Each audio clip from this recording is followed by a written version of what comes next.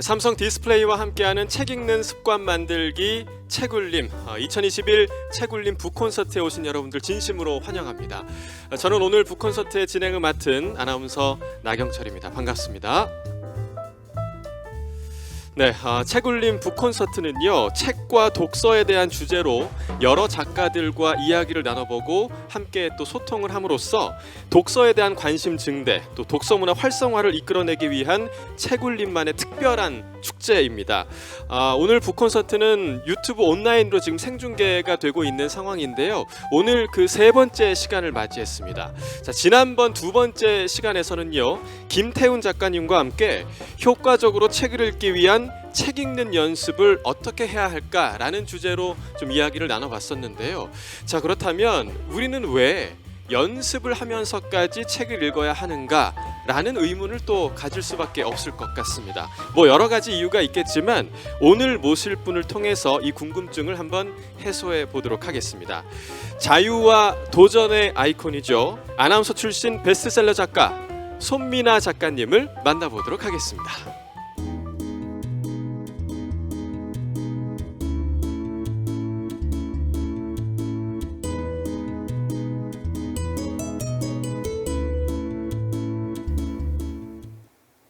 네, 손미나 작가님 함께하셨습니다. 안녕하세요. 안녕하세요. 반갑습니다. 반갑습니다. 자, 사실 뭐 저는 개인적으로서 그 아나운서로서 선배님을 이 자리에 좀 모실 수 있어서 참 영광인데요. 오늘은 작가님으로서 북콘서트에 함께 하셨습니다. 네. 오늘 아마 많은 분들이 유튜브를 통해서 방송 함께하고 계실 텐데요. 인사 말씀 좀 부탁드리겠습니다. 네, 여러분 안녕하세요. 반갑습니다. 요즘 뭐 코로나19 때문에 계속 뭐 단계도 격상되고 이 시기가 너무 길어지니까 여러모로 정말 심란하고 힘든 시기가 계속 이어지고 있는데 사실 그래서 이 자리도 관객분들 모시고 이렇게 했으면 더 좋았겠지만 그럼에도 불구하고 또 우리가 긍정적인 마음을 갖자면 이렇게 그 온라인을 통해서 더 많은 분들하고 동시에 접속을 할 수 있어서 또 장점인 것 같고요. 오늘 여러분 앞에 바로 제 눈에 앞에 계시진 않지만 댓글로서 많이 참여해 주실 거라고 믿고 책은 사실 저에게 굉장히 중요한 그 인생의 그 결정들을 할 수 있도록 도와준 존재이기 때문에 조금이나마 여러분께 힘든 시기에 위로가 될 수 있는 이야기들 나눌 수 있도록 최선을 다하겠습니다. 감사합니다. 네, 지금도 이제 제가 듣기로는 굉장히 좀 많은 활동을 하시는 걸로 알고 있는데요. 네. 늘 그 손미나 작가님 하면 이 수식어가 따라 붙습니다. 1세대 N잡러. 요즘 네. 이제 N잡러라는 용어 굉장히 많이 쓰잖아요. 지금도 N잡러이신 건가요? 예, 그렇게들 불러주시더라고요. 네네. 그런데 사실 제가 직장 생활을 할 때만 하더라도요. 그 한 우물을 파야 된다 이런 이야기들을 맞아요. 선배들이 많이 하셨고 그래서 제가 회사를 중간에 그만두고 뭐 다른 일을 한다고 했을 때 막 정말 신나 보인다라는 반응보다는 걱정하시는 분들이 더 많았었어요. 그런데 이제는 그게 정말 많이 달라져서 그 어떻게 하면 그렇게 다양한 일을 할 수 있느냐라는 질문을 하시는 분들이 많거든요. 네. 그러니까 시대의 흐름에 따라서 옮겨가다 보니까 저는 사실은 제가 뭐 크게 도전 정신이 있거나 아니면 특별한 재주가 있어서라기보다 여러 가지 뭐 그 세상이 어떻게 변하는지를 보고 조금씩 용기를 내다 보니까 네. 저도 모르게 나중에 생겨난 그 N잡러라는 이름이 붙게 된 건데 네. 아나운서를 시작했지만 글을 쓰는 작가이기도 하고 요즘 그 글을 쓰다 보면 자연스럽게 연결되는 또 이제 강연 또 그렇죠. 제가 말쟁이였잖아요. 네. 원래 그러니까 강연가로 살기도 하는데 원래 첫 책의 그 시작이 여행 에세이였기 때문에 저에게는 여행가, 여행작가 이런 타이틀도 있고 그런가 하면 또 그 글로 하는 많은 작업들을 해보기 위해서 노력하는 과정에 번역도 하고 소설도 썼어요. 네. 그래서 또 혹간에는 뭐 번역가 뭐 소설가 이렇게 네. 부르시는 분들도 계신데다가 또 회사 일도 했었고 다양한 일을 했죠. 그러다 보니까 요즘에는 유튜브까지 그렇죠. 운영을 네. 하면서 네. 시대를 열심히 따라가고 있습니다. 네. 네. 저도 사실 개인적으로 N잡러를 꿈꾸는데 N잡러이시잖아요 이미. 조금씩 하고 있습니다. 네. 근데 이제 용기가 약간 좀 부족한 것 같아요. 그래서 오늘 그 작가님 강연을 통해서 저도 좀 용기를 얻고 가도록 하겠습니다. 자, 오늘 그 강연 주제가 좀 눈에 띕니다. 바로 인생을 바꾸는 책 읽기라는 주제로 오늘 북콘서트 채워주실 텐데요. 인생을 바꾼 대표적인 인물이시죠. 손미나 작가님께서 직접 전해주시는 독서 이야기 여러분들 많은 기대해 주셔도 좋을 것 것 같습니다. 손미나 작가님과 함께하는 2021 책울림 북콘서트 지금 바로 시작해 보도록 하겠습니다.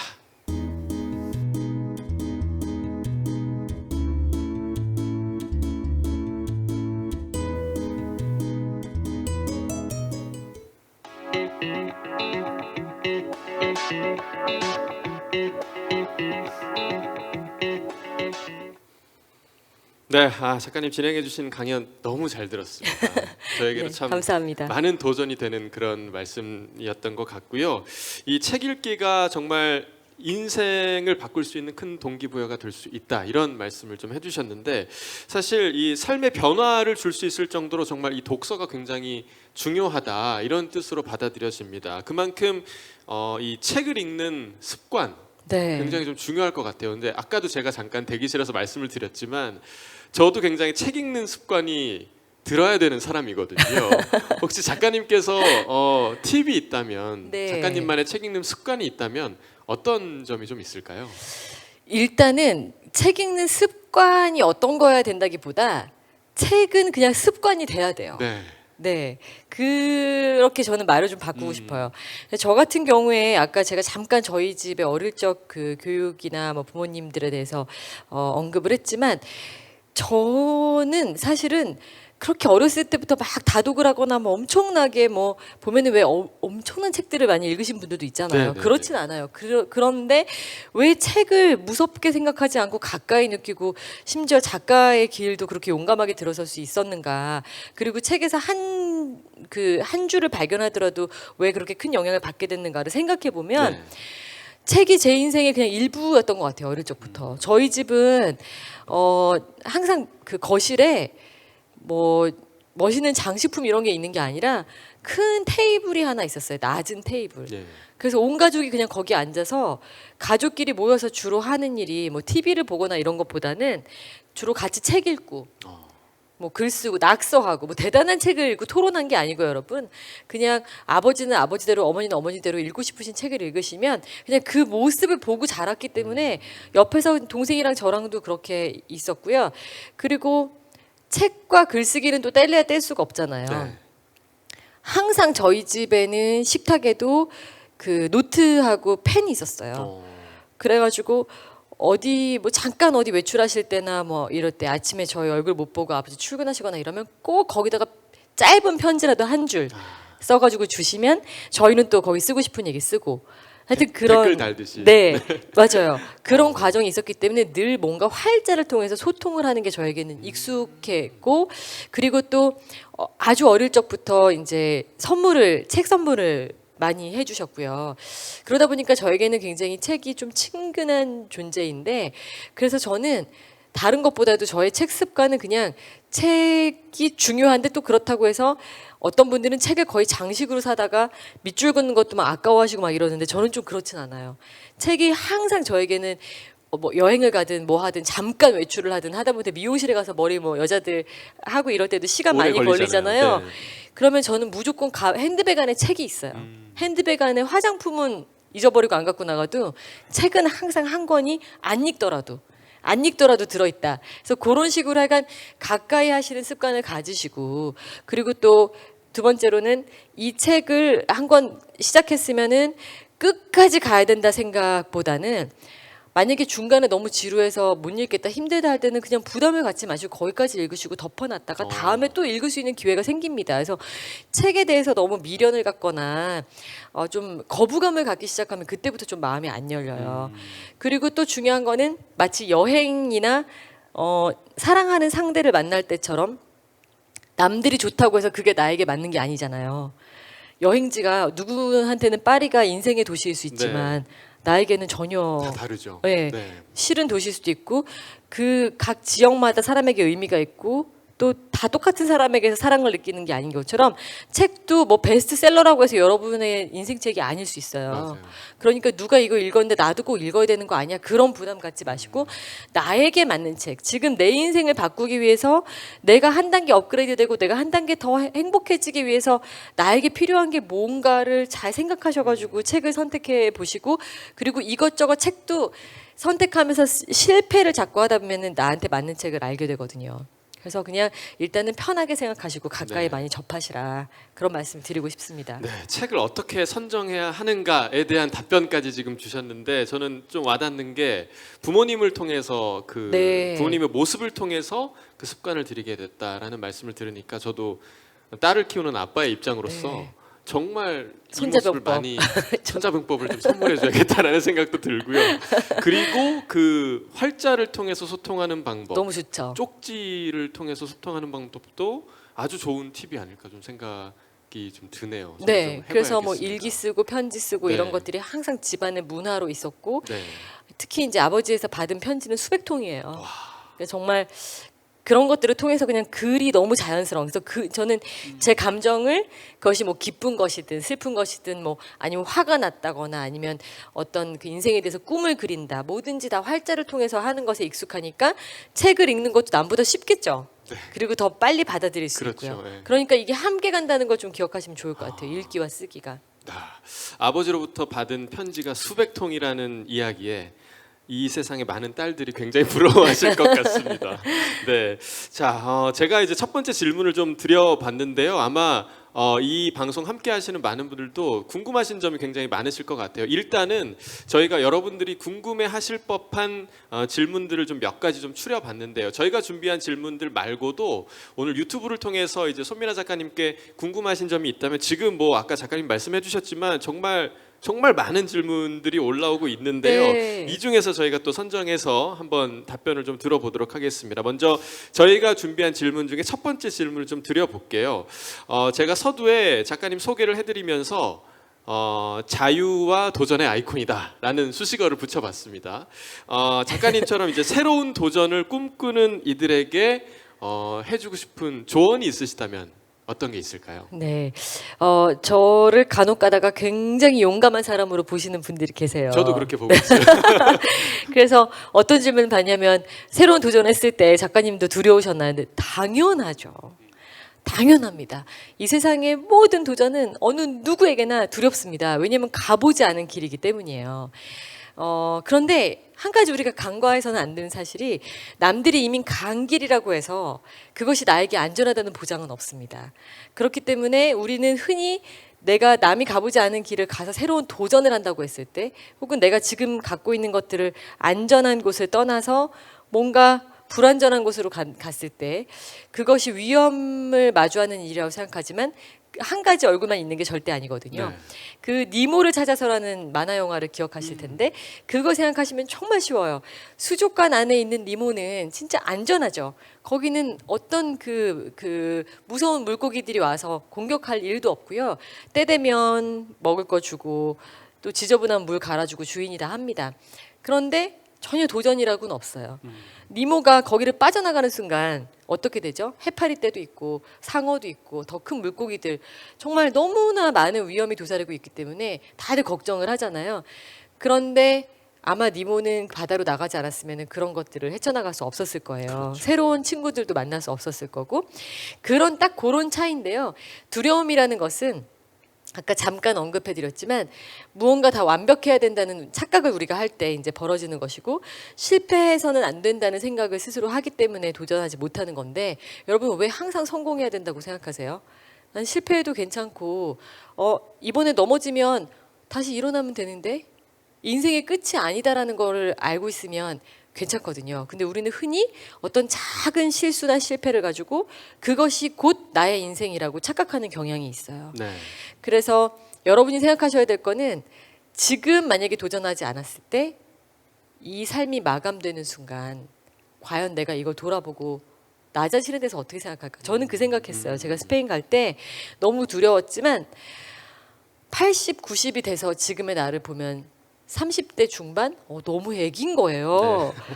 그때 내가 나이 많다고 도전하지 않았다라고 생각하면 80, 90 할머니가 돼서 제 자신을 용서하지 못할 것 같더라고요. 그래서 그렇게 시점 이동을 해서 한번 돌아보시는 것도 굉장히 도움이 되고요. 중요한 건 실패해도 괜찮다.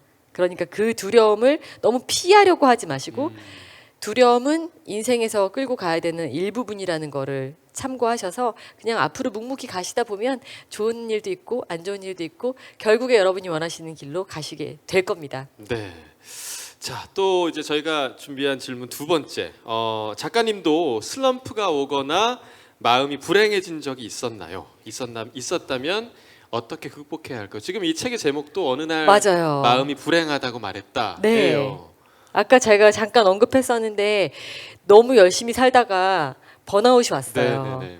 근데 그게 참 무섭더라고요. 저는 안 그럴 줄 알았어요. 솔직히 말씀드려서 좀 밝고 긍정적인 편이고 뭐든지 좀 약간 진짜 정말 괜히 드리는 말씀이 아니라 좀 실패해도 괜찮다라는 마음으로 좀 살아가는 편이어서 더 가볍게 도전도 할 수 있고 새로운 기회들도 맞게 되는 삶을 살아왔는데 네. 그랬는데도 불구하고 저 같은 사람도 이게 너무 앞으로 치닫다 보니까 어느 순간에 정신을 차리고 보니 제 마음을 제가 너무 돌보지 않았다는 걸 깨닫는 때가 오는 거예요. 그래서 서서히 마음이 문을 닫았고 너무 바쁘게만 살다 보니까 제 자신을 돌보지를 못한 거죠. 그래서 진짜 깊은 우울감을 느꼈고요. 약간 무기력함? 아무것도 하기가 싫고 네. 저 세상에 그렇게 밥도 먹기 싫고 사람도 만나기 싫고 궁금한 게 그렇게 없을 수가 있나요? 저는 세상 모든 게 궁금했는데 아무것도 하기 싫고 아무것도 궁금하지 않은 거예요. 그래서 정말 제 자신이 낯설어서 제가 남모르는 사람이랑 한 몸에 살고 있는 기분이었고 뭐라고 설명할 수가 없는 그런 지경으로까지 가게 됐어요. 그래서 저는 어떻게 했냐면 일단 제가 할 수 있는 그 한도 내에서 일단은 일을 조금 줄였고요. 그리고 그 인터벌을 좀 두기 위해 노력했어요. 그러니까 예를 들면은 한꺼번에 그 일을 많이 하고 뭐 한 달, 두 달 휴가 내가지고 멀리 가고 이런 대신에 미니 휴가라는 거를 갖게 시작했어요. 짧게. 네, 그래서 그게 일주일에 하루 뭐 이런 것도 있지만 하루에 5분. 하루 5분은 나의 휴가인 거예요. 네. 그냥 여러분이 그냥 5분 그냥 멍 때리고 있을래 이럴 수도 있지만 그런 식의 표현 말고 자기 스스로 주입을 하는 거예요. 머릿속에다가 지금부터 5분은 내 휴가다. 내 여름 휴가야. 그래서 시원한 에어컨 앞에 앉으셔가지고 눈을 감고 머릿속으로 정말 좋았던 추억들을 상상하시는 거예요. 바보 같은 짓처럼 보이실 수 있지만 실제로 그 심리학 실험들을 한 거를 결과를 보잖아요. 그럼 그런 식으로 5분, 10분 잠깐 짬을 주었을 때 우리 정신에 실제로 호르몬 그 스트레스 호르몬 수치가 30%에서 60%까지 순간적으로 내려가요. 그래서 이런 것들을 만약에 1시간, 2시간에 한 번씩 반복하시잖아요. 그럼 정말 우리 삶의 질이 완전히 달라지면서 일단 수면을 잘하게 되고 그러면서 그 다음에 우리 그 수면을 못하게 되면 굉장히 부정적인 사람으로 되고 짜증이 나거든요. 네.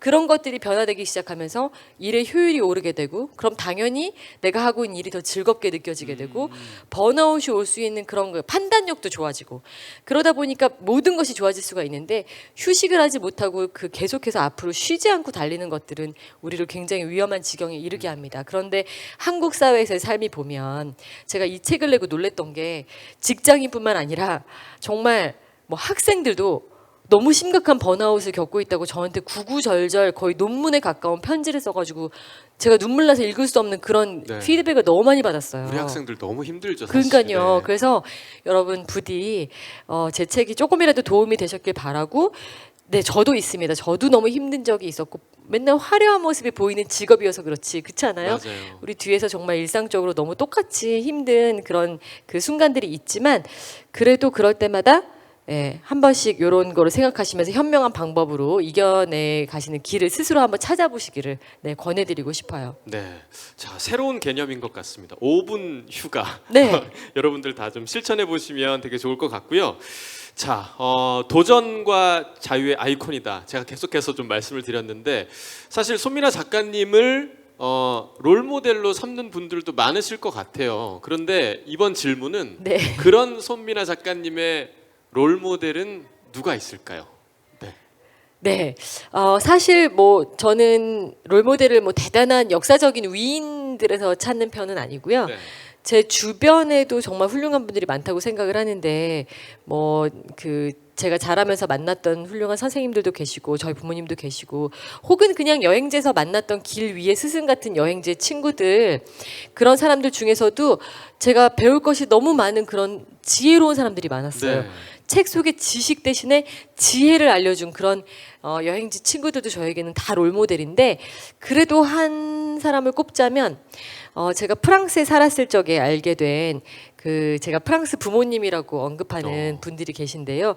제 파리 여행기에도 등장을 하세요. 파리에선 그대가 꽃이다에 보면 그분들의 이야기가 나오는데 정말 삶의 어떤 균형을 잘 잡고 사시는 분들. 그래서 개인적인 어떤 그 삶, 그 관계, 인간 관계, 부부 안에서의 관계, 또 그 이웃과의 관계, 그리고 직장에서의 관계뿐만 아니라 이 그 사회에서 본인들의 역할, 또 개인적인 자아 발전, 뭐 이런 것들, 그리고 두 분 다 의사이신데 인간으로서 이 세상과의 어떤 조화로움, 나는 결국에는 동물인 거니까 이런 동물로서 한계가 있는 삶을 살아갈 적에 어떤 삶을 어떻게 살아야지 가치 있고 의미 있는가, 이런 것들에 대해서 정말 너무나 훌륭한 생각들을 갖고 계셔서 제가 뵈면서 그 여유로움과, 그리고 그렇게 사회적으로 이룬 게 많고 성공이라기보다 존경받는 분들이신데도 그 연세에 지금도 말씀하시는 건 한 60% 농담이세요. 너무 재미있어요. 제가 유머가 딸려요. 여유가 있으시네요. 네. 그렇죠? 네. 그래서 참 그거 보면서 저런 삶의 태도를 가지고 살고 싶다. 저 긍정의 마음과 저 유머 감각을 좀 이렇게 담고 싶다는 생각하는 분들이 계십니다. 네. 네, 프랑스의 부모님을 네. 롤 모델로 좀 꼽아 주셨고요. 자, 지금 계속해서 이제 유튜브 댓글을 통해서 많은 분들이 질문을 남겨주고 계신데요. 제가 고르는 게 죄송할 정도로 너무나 많은 질문이 있었습니다. 그러네요. 네, 그러니까 제가 개인적으로 좀 궁금한 것도 이제 대신 질문해 주신 분들도 많은데, 최근에 이제 내신 책이 네. 외국어 공부에 관련한 책이잖아요. 네. 5개 국어를 하시죠? 네. 작가님께서? 조금씩 합니다. 네네. 네. 지금 SHNB님께서 올려주신 질문인데요. 5개 국어를 하신다고 들었는데 외국어를 잘하는 비결이 있는지, 사실 이건 굉장히 좀 범위가 넓은 그런 질문이긴 하고요.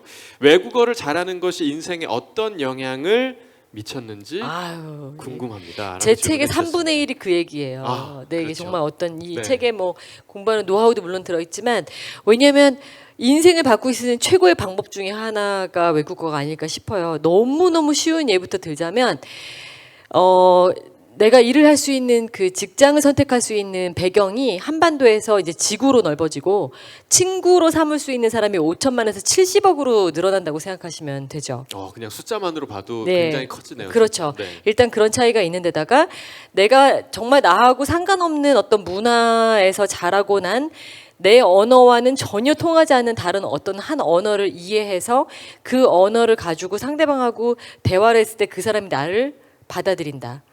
이 억셉턴스는요, 어마어마한 거거든요. 그래서 이거는 그냥 무슨 예를 들면 동네 친구랑 얘기하다가 누가 고개만 끄덕여줘도 그 공감되는 거에 우리가 받는 힘이 얼마나 큰데요. 맞아요. 그리고 요즘 현대인들이 우울감을 느끼는 또 하나의 큰 이유 중에 하나가 소셜 미디어에서 이렇게 뭐 사진 하나 올렸는데 좋아요가 하나도 없어. 그러면 나는 완전 모든 사람에게 거절당했구나, 이런 느낌 들기 때문에 왜 나에게 진짜 무관심을 굉장히 가나요? 심각한 일이거든요. 근데 이런 일들이 벌어지는 대신에 어떤 나하고 완전히 다른 문화권 누군가에게 받아들여진다? 이거는 정말 큰 경험이기 때문에 이런 거를 이제 경험 자꾸 하게 되면서 사람이 아주 긍정적인, 그리고 자신감이 넘치는 사람이 될 수밖에 없어요. 누군가에게 수용된다는 거. 우리가 어릴 적에 부모님에게서 그런 영향을 받아가지고 부모가 예스를 많이 하는 부모냐 노를 많이 하는 부모냐에 따라서 그 아이의 성격 자체가 긍정적이냐 부정적이냐로 완전히 달라진다는 네. 그런 통계들은 많잖아요. 그런 것들을 커서도 경험할 수 있는 게 바로 외국어의 길이고요. 이렇게 되면서 뭐 자연스럽게 늘어나는 것들, 눈치가 또 빨라야 외국어를 많이 배울 수 있고, 외국어를 맞습니다. 배우면 눈치가 빨라지기 때문에 그런 것들을 통해서 생기는 어떤 그 타인에 대한 이해, 배려심, 순발력, 그리고 적응력, 뭐 여러 가지가 있죠. 그러니까 정말 제가 한번 따져본 적이 있는데 뭐 수십 가지 능력을 장착하면서 인생의 기회들을 날개로 다시 다는 작업이죠. 네. 여기서 제가 꼬리 질문을 하나 더 드리자면, 네. 저도 지금 이제 고민을 굉장히 많이 하고 있는데, 네. 지금 나이에 외국어를 새로 시작한다는 거, 아유. 이 부분에 대해서는 어떻게 생각하시나요? 완전 괜찮죠. 완전 괜찮습니다. 당연하죠. 저는 70, 80이 되셔서도 언어 공부에 성공하신 분들을 봤어요. 제가 그 예로 들어서 제 책에 써놨지만, 한국에서 딸을 프랑스로 입양 보냈던 어떤 분이 따님하고 조우를 했는데 딸은 프랑스에 입양돼가지고 진짜 좋은 대학에서 공부를 했어요. 어머니는 가난과 싸우며 평생을 살았어요. 그런데 이 사람들이 만나가지고 언어를 새로 배워야 이제 말이 되잖아요. 그쵸. 통역관 없이 말을 하기 위해 노력을 했는데 결과적으로 어떤 일이 벌어졌는지 아세요? 따님이 한국말을 배워서 엄마랑 소통한 게 아니고요. 딸은 실패했어요. 70대 어머니가 그럼 70대 배우신 한국의 어머니가 교육도 많이 받지 않으신 분이 프랑스어를 배워서 거예요? 와. 딸하고 소통을 합니다. 여러분 그게 왜 가능할까요? 예, 동기부여와 목표가 간절하고 그쵸. 정말로 내가 어떤 방법으로 어떻게 시간 투자를 해서 그 언어를 배워서 무엇을 하고 싶은가에 대한 그게 확실하면 나이는 중요하지 않습니다. 우리를 가로막는 것은 사실 잘못된 학습법이라든지 뭐 아니면은 어른이 됐으니까 우리가 아기 때 어떻게 언어를 배웠는지 다 잊어버리고 얼마나 많은 시간을 투자해서 꾸준히 노력해야 되는지를 잊어버린 상태로 아 나 요만큼 했는데 왜 안 돼? 라고 생각한다거나 아니면 이 나이에 말을 이렇게 바보같이 해서 되겠어? 라는 어떤 부끄러움. 내가 아니 부하 직원 앞에서 어떻게 이런 엉터리 영어를 해? 맞아요. 우리 자식이 있는데 체면이 있지?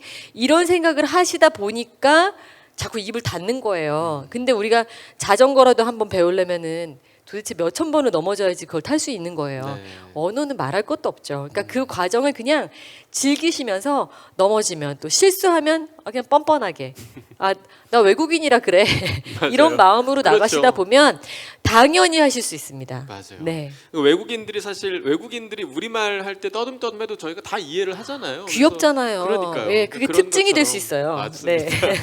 저도 이제 좀 다시 한번 좀 도전을 해봐야겠습니다.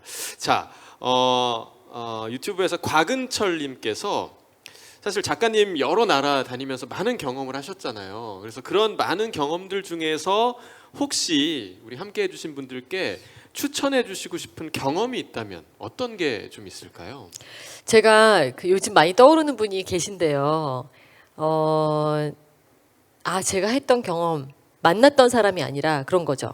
네, 경험. 정확하게 어떤 것들을 제가 그러면 아르헨티나에 여행을 갔을 때 일인데요. 네. 그 사실은 아르헨티나면 우리가 뭐 떠올리죠? 저도 마찬가지로 뭐 탱고, 뭐 축구, 예, 네. 뭐 맛있는 소고기 이런 거 생각하면서 이제 갔단 말이에요. 그런데 이제 있다 보니까 여러 가지 아르헨티나에 대해서 알게 됐고 그러면서 유독 중남미에서 바로 국경을 인접하고 있는 브라질만 해도 흑인이 많고 밀라토가 많은데 왜 아르헨티나는 다 백인일까? 그리고 왜 이렇게 인종차별도 있고 아르헨티나라는 나라가 각 그 큰 땅덩어리에 흑인들은 다 어디로 갔을까에 대해서 관심을 갖고 역사를 알다 보니까 그 굉장히 좀 잔인한 그 흑인들을 말살했던 역사가 있어요. 네. 근데 그런 것들이 그 자행됐던 곳 중에 하나가 남부에 있는 칼라파테라는 그 도시가 있는데 거기가 사실은 빙하로 아주 유명한 곳이에요.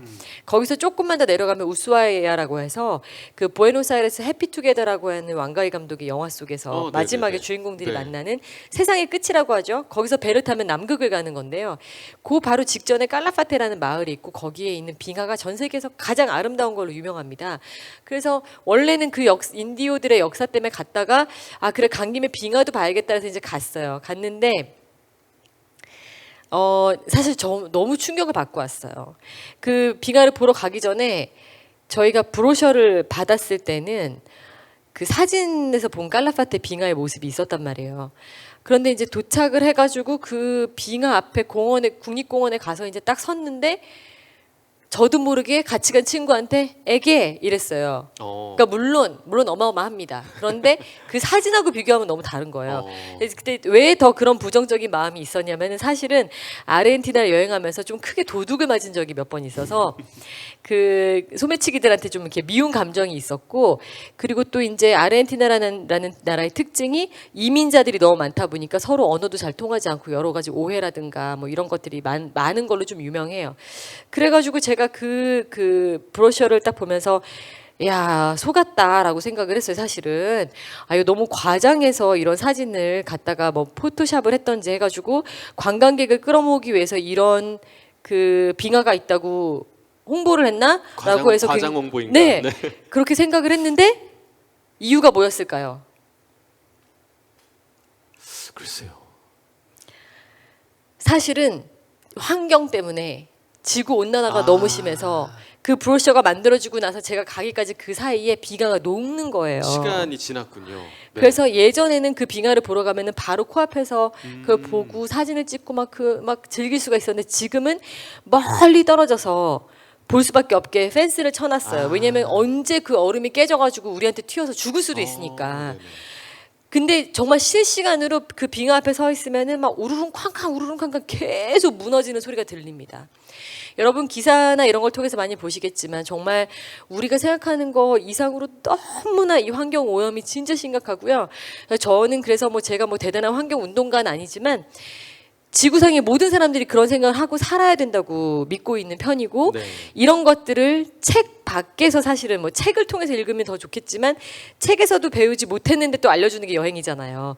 거기 가서 이제 여행을 하면서 굉장히 깊게 느껴서 그 다음부터는 정말 되도록이면 제가 할 수 있는 한도 내에서 조금이라도 환경을 조금 생각하는 삶을 실천하려고 노력하는 중인데 아무튼 그런 체험을 하면서 이게 그냥 단순한 관광으로 끝나는 게 아니라 네. 거기 가서도 뭐 빙하 위를 걷고 빙하 조각으로 위스키 언더락스도 만들어주고 막 이런 네네. 관광도 있거든요. 뭐 TV에서 그런- 봤어요. 네, 네. 그런 것도 하긴 하지만 하면서 동시에 이렇게 뭔가 우리를 한 뼘 성장시킬 수 있는 그런 경험들도 여행에서는 가능하다. 네. 이런 거를 좀 여러분께 말씀을 드리고 그래서 이제 이 코로나 바이러스 시대가 지나면 기대가 그런 됩니다. 네 그런 것들에 대한 꿈을 좀 가지고 지내면 어떨까라는 생각을 네. 해봅니다. 여행이 그러니까 관광에서 끝나는 게 아니라 그쵸. 뭔가 의미 있는 행동으로 이어질 수 있으면 우리를 좋겠다. 성장시키고 변화시켜야 네. 합니다. 예. 맞습니다.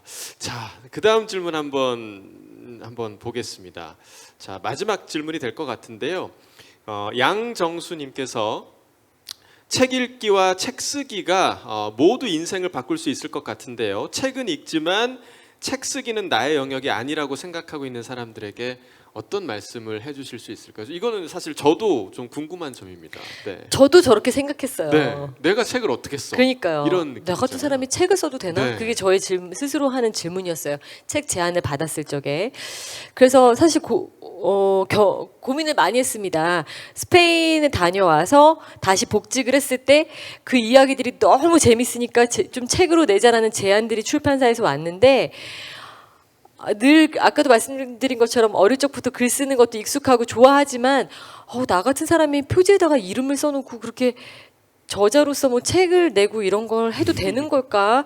너무 책임감이 느껴지는 거예요. 방송만 해도 뭐 요즘은 뭐 다 기록에 남지만 인터넷 때문에 예전에는 온 에어 이래서 그냥 공기 중으로 날아가니까 네. 조금 더 가볍게 생각을 할 수 있는데 책은 진짜 평생이 남잖아요. 그리고 누군가가 그냥 틀어놓고 공짜로 이렇게 보는 방송이랑 달리 적극적인 행위를 통해서 내가 선택을 해서 돈을 주고 그 책을 사서 그 책을 쓴 사람의 머릿속에 들어있는 깊은 생각을 굉장히 개인적인 시간에 집중해서 네. 나하고 1대1로 예를 들면 책이 뭐 10,000권이 팔리면 10,000명의 독자들과 저는 아주 은밀한 대화를 나눈 거랑 같거든요. 이런 거를 내가 해도 될까라는 책임감이 사실 있었어요. 그런데 그때 저희 아버지께서 진짜 단 한 명의 독자에게라도 도움이 될 수 있다면 그 책은 가치가 있다. 이것이 누구에게 해를 주는 것이 아니라면 가치가 있다라고 하셔서 용기를 냈고요. 똑같은 말씀 여러분께 해드리고 싶고요. 그리고 한 가지 덧붙여서 말씀드리자면 제가 아까 언급했던 그 알랭드 부통이라는 작가를 제가 런던에 가서 만났을 때 이미 저는 이제 한 권의 책을 내고 두 번째 책을 두 번째 책이 나왔을 때예요. 그래서 그때 앞으로 작가로 살아가야 되는 것과 말까를 고민하면서 내가 이렇게 끊임없이 글쓰기를 할 수 있을까? 어떻게 하면 글을 잘 쓸 수 있을까를 막 진지하게 고민하기 시작할 때고 두려울 때였어요. 그래서 알랭드 보통 너무 글 잘 쓰는 작가니까 제가 물어봤죠. 너의 비결이 뭐냐? 어떻게 하면 그렇게 훌륭한 작가가 될 수 있냐? 그랬더니 알랭드 보통 씨가 막 웃어요. 막 깔깔대고 웃는 거예요. 제가 깜짝 놀랐어요. 왜 저러지? 근데 막 웃으면서 It's so simple. I write diary. 이러는 거예요. 무슨 말이냐면 야 너무 간단해. 난 일기 쓰잖아. 그래서 제가 그게 무슨 말이야? 난 15살 때부터 일기를 썼어. 그래서 그냥 쓰는 거야. 매일 쓰다 보면 뭔가가 써져. 저는 근데 그게 정답인 것 같아요. 책을요. 마치 내가 한 번도 집 앞에까지 뛰어나가 본 적도 없는 사람이 마라톤을 못하는 것처럼 네. 매일매일 조금씩 걷고 달리고 그다음에 또 100m 달리고 그다음에 500m 달리고 이렇게 한 사람은 엄청난 마라톤 어떤 스킬을 배우지 않아서도 오래 달리기를 할 수 있는 것처럼 책 쓰기가 똑같아요. 그래서 내가 매일 조금이라도 씨를 뿌리고 조금이라도 준비 운동을 하고 요만큼 걸어 나가고 요만큼 뛰어나가고 하는 거를 했던 사람이라면 어느 순간 정말 이거다 싶은 아이템이 있고 내가 이 얘기를 꼭 하고 싶다 아니면 누군가가 제안을 했을 때 하실 수 있거든요. 왜냐하면 결국 책은 엉덩이로 쓰는 거다. 체력이 좋아야 되고 내가 진짜 하고자 하는 이야기에 그 어떤 나름대로 많은 시간과 노력을 좀 꾸준히 움직이지 않고 들여야 하는 일이기 때문에 타고난 능력이나 뭐 이런 것보다도 사실은 꼭 뒷받침돼야 하는 게 그 인내심과 꾸준함, 성실함 이거거든요. 그래서 누구나 하실 수 있다라고 저는 진짜 말씀드리고 싶고요. 여러분 용기 내서 시작을 꼭 해보시기 바랍니다. 네, 사실 많은 분들이 이제 새해가 시작이 되면 일기를 써야겠다. 일기 써야 된다, 네. 살 빼야 된다, 외국어 배워야 된다. 그러니까요. 너무 뻔하잖아요. 그런 걸 다짐을 하는데 사실 일기 쓰기도 이제 며칠 안 돼서 중단하게 되는 게 우리의 삶인데 짧은 글이라도 여러분들 지금 작가님께서 추천해 주신 대로 짧은 글이라도 좀 꾸준히 써보시는 거를 추천을 해드립니다. 모두가 작가가 될 수 있다 라고 말씀을 좀 해주셨습니다. 사실 저희가 이 많은 질문들에 대해서 다 답변을 좀 해드리는 그런 시간을 갖고 싶지만 제한된 시간 때문에 다 답변 드리지 못한다는 점 좀 송구스럽게 생각을 하고요. 지금 저희가 한 3분 정도를 유튜브에서 선정을 해서 질문을 받아봤는데요. 이분들은 채굴림 계정에서 안내해드린 댓글인 링크로 좀 접속을 해주셔서 선물 받기 위한 안내 받으시길 바라겠습니다. 축하드립니다. 자, 지금까지 손미나 작가님과 저희 좀 함께 해봤는데요. 작가님, 지금 방송 보고 계시는 많은 분들께 마지막으로 좀 한 말씀 부탁드릴게요. 네, 오늘 정말 여러분께서 열심히 경청해 주시고 댓글로도 참여를 많이 해주셔서 시간이 순식간에 흘러갔습니다. 요즘 무덥기도 하고 또 여러 가지로 마음이 좀 울적한 그런 일들이 이어지곤 있지만 그래도 우리가 이 책의 소중함을 함께 생각하면서 조금이라도 희망을 함께 품어볼 수 있는 시간이셨기를 바라고요. 그리고 앞으로도 또 저도 열심히 더 좋은 책을 쓰도록 노력할 테니까 여러분도 저의 행보를 많이 지켜봐 주시고 응원해 주시면 감사하겠습니다. 또 이런 유튜브 활동이나 이런 자리에서 계속해서 여러분과 소통할 수 있는 기회를 만들도록 하겠습니다. 늘 건강하시고 행복하세요. 감사합니다. 네, 고맙습니다. 자, 2021 채굴림 북콘서트 그 3번째 시간 손미나 작가님과 함께 해봤습니다. 오늘 강연을 통해서 아마 많은 분들이 인생의 터닝 포인트를 찾을 수 있는 그런 책이 어떤 책일까 좀 고민을 해보실 것 같은데요.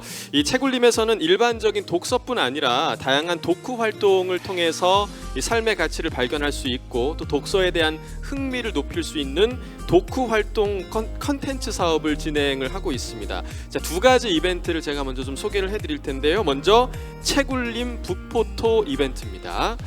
이 채굴림 북포토는 수동적인 독서에서 벗어나서 책을 읽고 느낀 점을 사진을 통해 표현해내는 입체적 독서 활동 이벤트입니다.